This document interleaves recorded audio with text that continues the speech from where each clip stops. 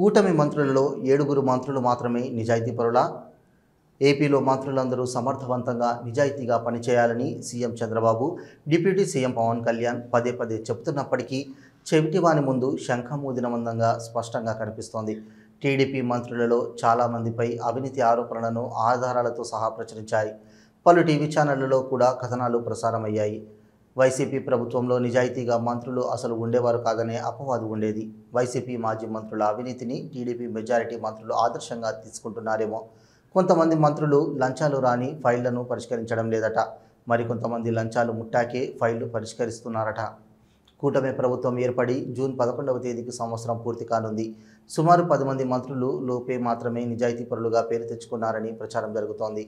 కేవలం కొద్దిమంది మంత్రులు వారు నిర్వహిస్తున్న శాఖలలో మాత్రమే నిజాయితీని పరిగణలోకి తీసుకోవడం జరిగింది. ఇప్పటి వరకు ఫైళ్ల పరిష్కారంలో మాత్రమే నిజాయితీని పరిగణలోకి తీసుకోవడం జరిగింది.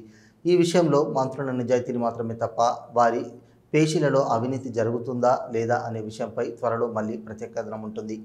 జనసేన 3 మంత్రులలో డిప్యూటీ సీఎం పవన్ కళ్యాణ్, కందుల దుర్గేష్లు మాత్రమే నిజాయితీపరులుగా పేరు తెచ్చుకోగా, 3వ మంత్రి నాదెండ్ల మనోహర్ నిజాయితీపరులుగా పేరు రాలేదు. బీజేపీ పార్టీ నుండి మంత్రిగా ఉన్న సత్యకుమార్ కూడా నిజాయితీపరులుగా పేరుంది. టీడీపీ మంత్రులలో నిమ్మల రామానాయుడు, నారా లోకేష్, ఆనం రామనారాయణ రెడ్డి, టీజీ భరత్, గొట్టిపాటి రవికుమార్లు మాత్రమే నిజాయితీపరులుగా పేరుంది. మొత్తం మీద పట్టుమని 10 మంది మంత్రులలోపే నిజాయితీపరులుగా పేరుంది. అంటే 7 మంత్రులు మాత్రమే నిజాయితీపరులుగా పేరు తెచ్చుకున్నారని స్పష్టమవుతోంది. ఈ 7 మంత్రుల పేషీలలో వివిధ హోదాలలో పనిచేస్తున్న ఆంతరంగిక అధికారులలో ఎంతమంది లంచాలు తీసుకుంటున్నారో అనే విషయం మరో కథనంలో ఉంటుంది.